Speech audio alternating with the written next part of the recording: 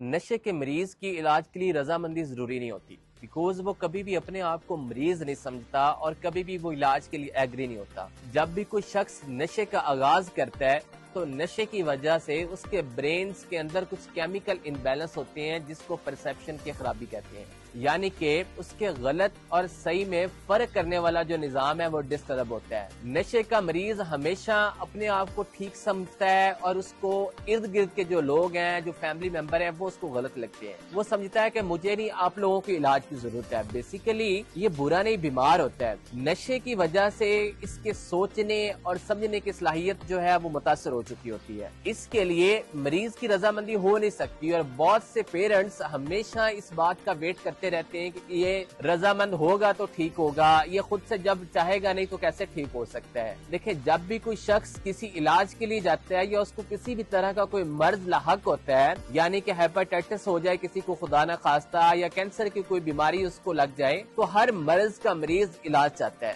نشے کا مریض کبھی بھی علاج نہیں چاہتا، وہ اپنے آپ کو مریض سمجھتا ہی نہیں۔ بایولوجیکلی اس کے برینز کے اندر کچھ ایسے کیمیکل امبیلنس ہوتے ہیں جس کی وجہ سے وہ اپنے آپ کو ٹھیک سمجھتا ہے۔ اس کے لیے ہمیشہ فیملی کو انٹروینشن کرنا پڑتی ہے۔ فیملی جب انٹروینشن کرتی ہے تو پروفیشنلز کے پاس جاتے ہیں، پھر پروفیشنل ان کو ایک پراپر ڈیزیز کنسپٹ گائیڈ کرتے ہیں۔ جب آپ ایک پراپر ڈیزیز کنسپٹ لے لیتے ہیں، اس کو انڈرسٹینڈ کر لیتے ہیں، تو نشے کے مریض کو علاج میں لانا بہت ہی ایزی ہو جاتا ہے۔ اس کا ٹریٹمنٹ ہونا بھی ایزی ہوتا ہے، اس کا علاج کے لیے ماننا بھی ایزی ہو جاتا ہے، اور گھر سے اس کو علاج میں لے کے آنا بھی ایزی ہوتا ہے۔ لیکن یہ تب ہو سکتا ہے جب پیرنٹس انٹروینشن کرتے ہیں اور وہ پھر پروفیشنل کی ہیلپ لیتے ہیں۔ وداؤٹ پروفیشنل کی ہیلپ سے وہ کبھی بھی علاج میں نہیں آ سکتا۔ پیرنٹس کے ساتھ وہ طرح طرح کے وعدے کرتا ہے، جھوٹی قسمیں کھاتا ہے، ایوری ڈے وہ کہتا ہے کہ میں آج نہیں کل کر لیتا ہوں یا کل چلوں گا علاج میں، اور پھر اس کی وہ کل کبھی نہیں آتی۔ تو اس کے لیے آپ کو امیڈیٹ فیصلہ کرنا ہوتا ہے، یعنی کہ یہ ایسا ہی ہے کہ